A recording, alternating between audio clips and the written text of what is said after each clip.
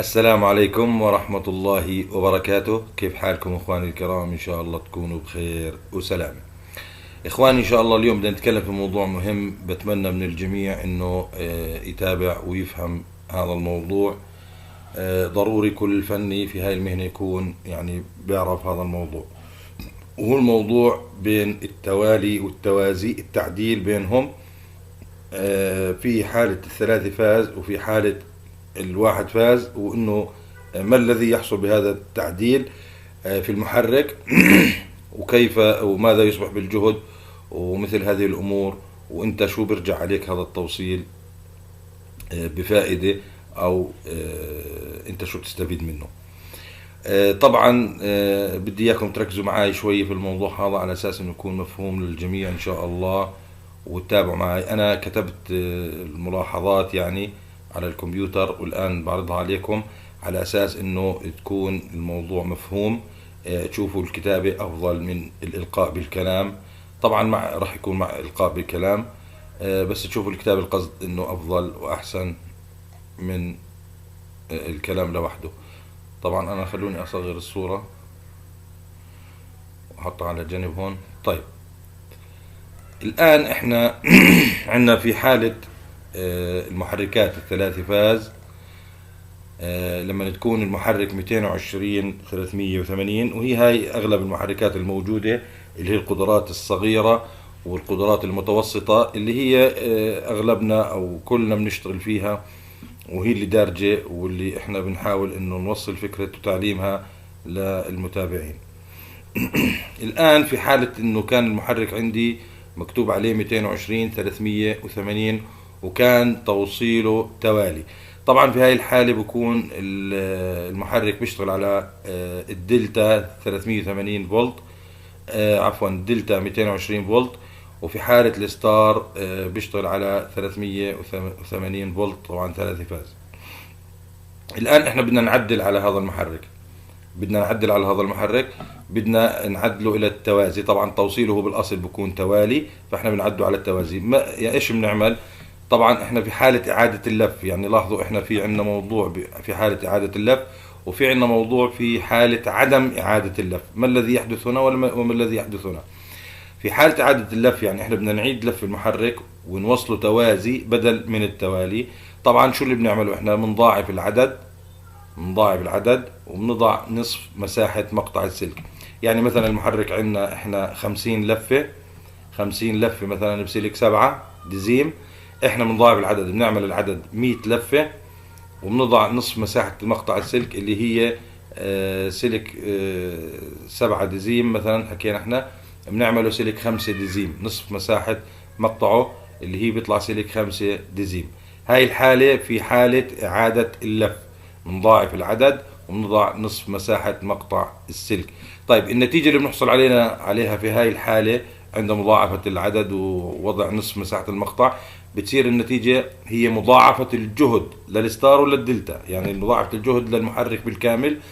بمعنى انه المحرك بصير لما كان 220 380، الآن يصبح بعد التعديل وبعد اللف بصير 380 660. الآن يصبح الجهد بدل من 220 380 زي ما كان أول، بعد التوازي هذا في حالة إعادة اللف بصير الجهد عندنا 380 660. أي الآن يصبح المحرك يعمل عندك في بلدك على الدلتا وليس على الستار. في هاي الحالة بصير المحرك يعمل على الدلتا، وبتقدر طبعا تشغله بهاي الحالة على إقلاعين ستار دلتا. المهم انه في النهاية بده يشتغل بالحمل على جهد 380 في حالة توصيل الدلتا فقط. ما بصير نوصله 660 على حالة الحمل لانه راح يكون نصف القدرة، فبالتالي راح يصير عندنا الدلتا هو 380. اما في حالة عدم اعادة اللف، احنا ما بدنا نعيد اللف. عندنا محرك الان، عندنا محرك خلينا نقول مثلا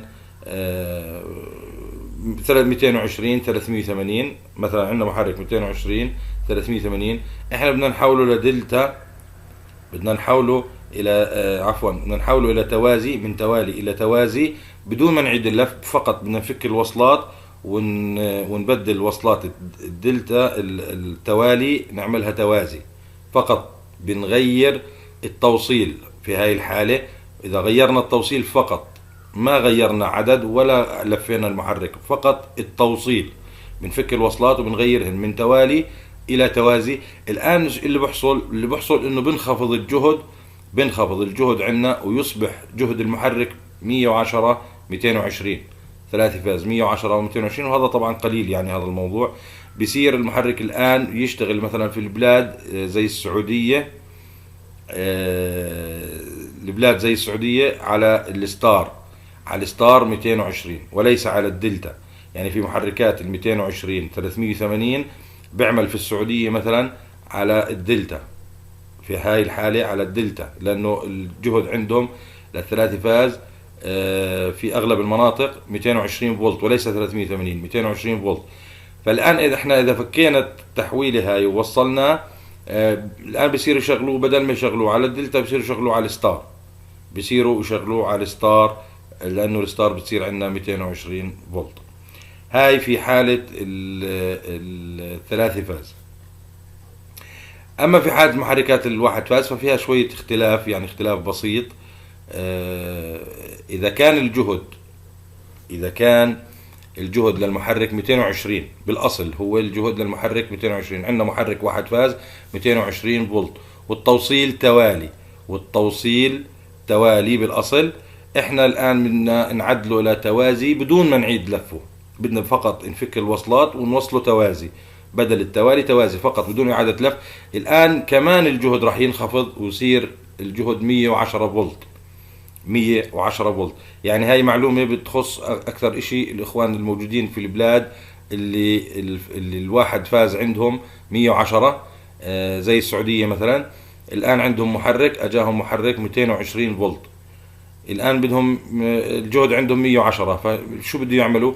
ما تلفوا المحرك، فقط فكوا التوصيلات. إذا كان التوصيل توالي بتفك التوصيلات وبتوصلوا توازي.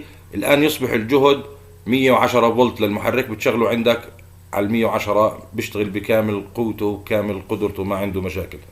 طبعا احنا لما نحوله لتوازي بهاي الحالة شو اللي بصير؟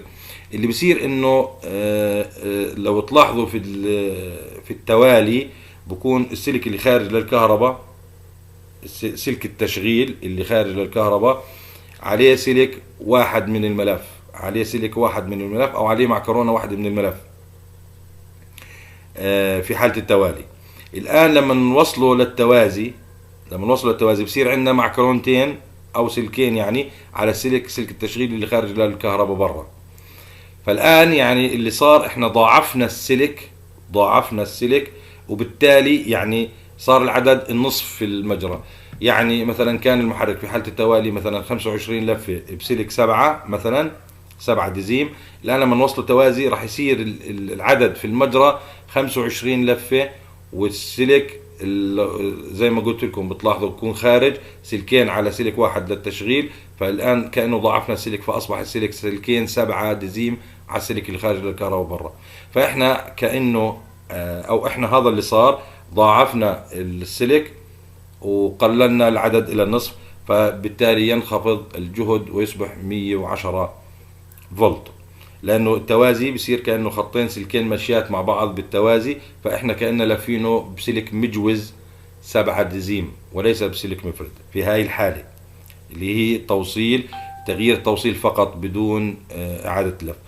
أما إذا أردنا تعديله لتوازي مع بقاء نفس الجهد، يعني إحنا متغلبين السلك بدنا نعيد اللف. طبعا هون في حالة إعادة اللف السلك سميك، وإحنا بدنا نشتغل بسلك أقل سماكة أريح لنا في الشغل، فإحنا بنحوله للتوازي بإعادة اللف. يعني مثلا بكون عندنا سلكين مجوز بنلفه بسلك واحد مفرد. يعني زي ما حكينا بالمثال الأول تبع 110 فولت، صار عندنا الآن سلكين 7 ديزيم خارجات على السلك اللي خارج للكهرباء، الآن بنلفه بسلك واحد مفرد. طبعا ما بنضاعف العدد الموجود.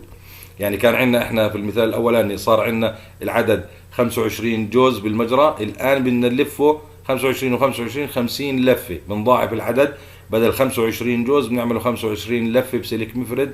فالآن يصبح الجهد أو يتضاعف الجهد للمحرك ويصبح الجهد 220 فولت في حالة إعادة اللف. هاي في حالة إعادة اللف، وإحنا بنستفيد منها إنه بنقلل سماكة السلك وبنشتغل بشغل أريح وإلنا وأفضل يعني.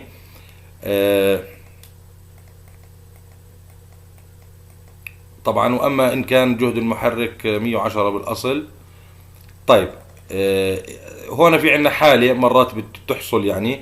الآن إذا أجاءنا إحنا محرك بالأصل هو 110 فولت، بالأصل الجهد له 110 فولت، وفتحناه بدنا نلفه 220، بدنا نلفه ونعدله ل 220.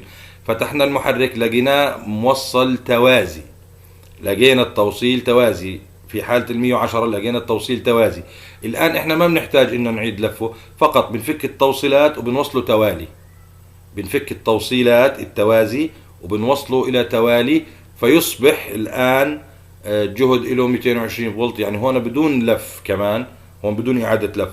إذا كان المحرك بالأصل 110 فولت وموصل توازي، الآن احنا بنستطيع انه نفك التوصيلات ونعدل من توازي الى توالي، فيصبح الجهد مضاعف.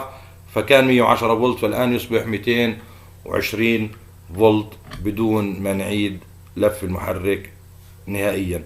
هاي هي إن شاء الله إنكم تستفيدوا منها. وبدي بس أنا أرفع الصورة وأنزلها شوية على أساس إنه اللي بده يأخذ صورة أو لقطة للشاشة على أساس هاي القاعدة إنه يحفظها ويفهمها أكثر. خلوني بس أمررها هيك.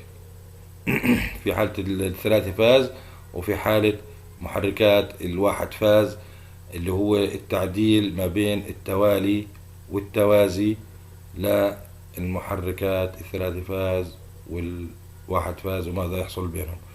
هاي هي إن شاء الله إنكم تستفيدوا من هاي المعلومات، وإن شاء الله أكون أنا ما نسيت إشي ويكون الموضوع مفهوم عليكم بإذن الله. وأي تفاصيل يعني أي إشي مش مفهوم يا ريت تكتبوا لنا بالتعليقات، وإن شاء الله بحاول أرد عليكم.